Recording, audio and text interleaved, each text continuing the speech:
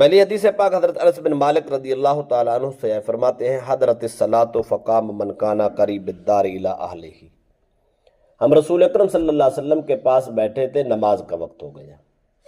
جن صحابہ کے گھر قریب قریب تھے وہ وضو کرنے کے لیے، طہارت کرنے کے لیے اپنے گھروں کو چلے گئے۔ وبقی قوم، کچھ لوگ جو مسافر تھے، دور سے آئے تھے، وہ ابھی بیٹھے تھے۔ اب انہوں نے وضو کہاں کرنا ہے، وہ جدید زمانہ تھا نہیں، مساجد کے اندر پانی کا اہتمام ہی نہیں ہوتا تھا، وضو خانے ہی نہیں ہوتے تھے، کچھ بھی نہیں ہوتا تھا۔ فأتي رسول اللہ صلی اللہ علیہ وسلم بمخضب من حجارہ، پتھر کا ایک پیالہ اور ایک برتن رسول اللہ صلی اللہ علیہ وسلم کی خدمت میں لایا گیا۔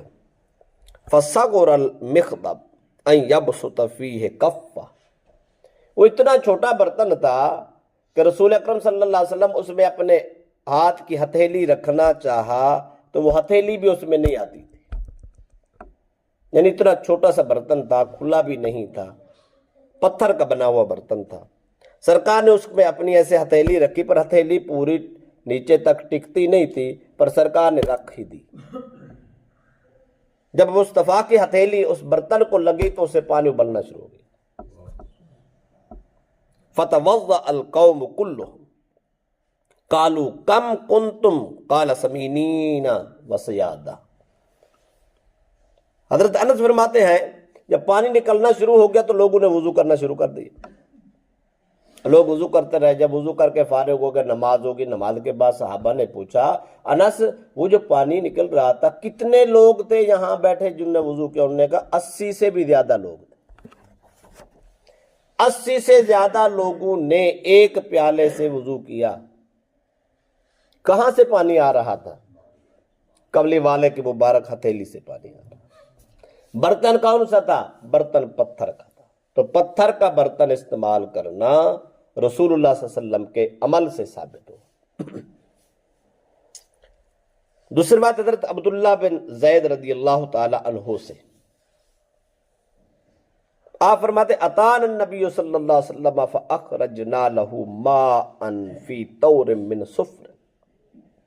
عبداللہ بن زید فرماتے ایک بار رسول اکرم صلی اللہ علیہ وسلم ہمارے قبیلے میں ہمارے پاس تشریف لائے تو ہم نے رسول اللہ صلی اللہ علیہ وسلم کے لیے تانبے کا ایک پیالہ پیش کیا آپ کی خدمت میں۔ جب پیالہ پیش کیا گیا تو فتوضأ، رسول اللہ صلی اللہ علیہ وسلم نے اس تانبے کے پیالے سے پانی لے کر وضو فرمایا۔ تو گویا تانبے کا برتن بھی رسول اللہ صلی اللہ علیہ وسلم نے استعمال کیا۔ مسلم شریف کی روایت کے الفاظ یوں ہیں کہ ان نبی صلی اللہ علیہ وسلم دعا باناء من ماء، جب صحابہ کرام نے رضوان کو وضو کرنے کی ضرورت پڑی تو پانی نہیں تھا، سرکار نے فرمایا کوئی برتن لے آؤ۔ تو برتن لایا گیا۔ کون سا برتن تھا؟ بقدح رحراح فیہ شیء من ماء۔ تاجدار کہنا صلی اللہ علیہ وسلم کی خدمت میں جو برتن لایا گیا وہ برتن تھوڑی سی گہرائی والی تھا، وہ زیادہ بالٹی نما جگ نما لمبا برتن نہیں تھا، بلکہ مختصر لمبائی میں وہ برتن تھا، چھوٹا سا برتن تھا، آپ کی خدمت میں پیش کیا گیا۔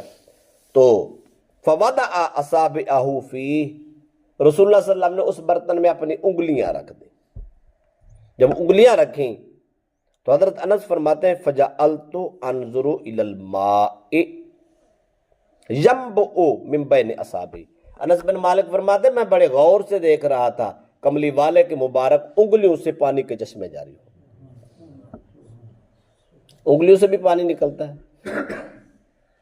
یہ کملی والے کو ضرورت پڑی تو آپ نے ہاتھ رکھ دیا تو چشمے جاری ہو گئے۔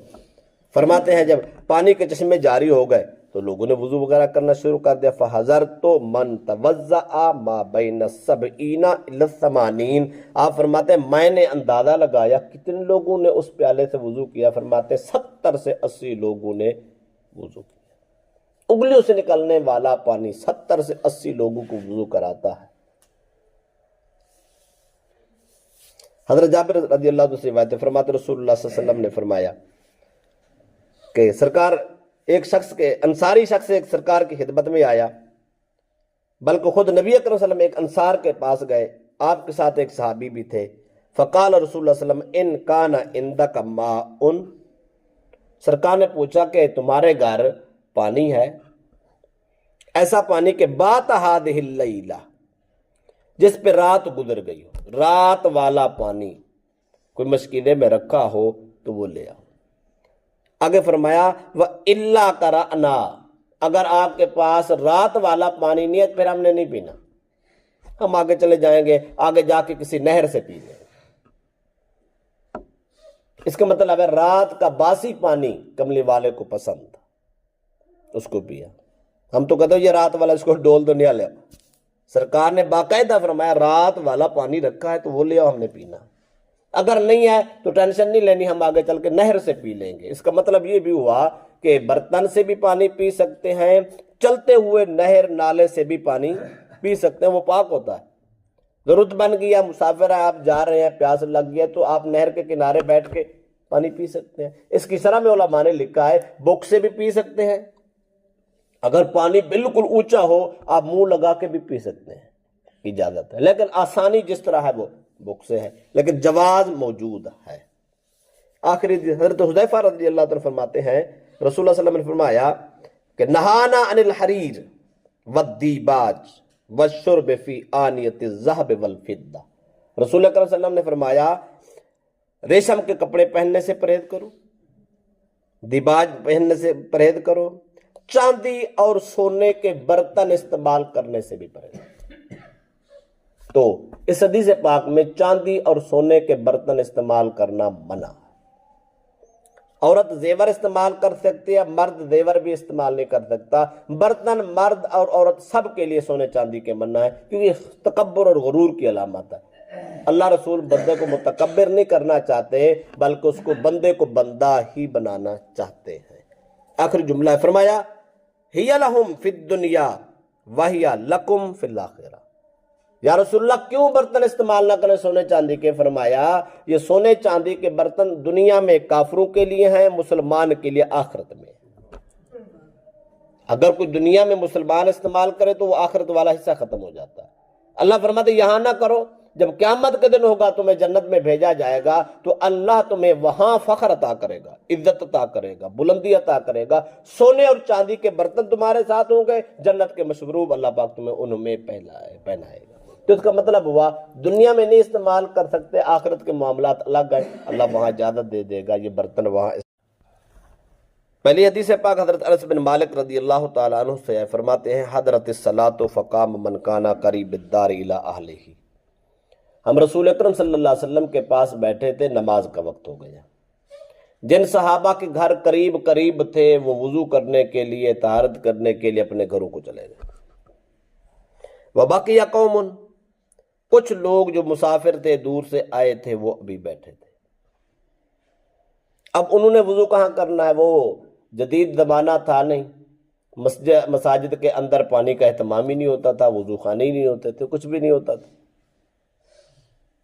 فَأُتِيَ رسول اللہ صلی اللہ علیہ وسلم بِمِخْضَبٍ مِّن حِجَارَةٍ، پتھر کا ایک پیالہ اور ایک برتن رسول اللہ صلی اللہ علیہ وسلم کی خدمت میں لایا گیا۔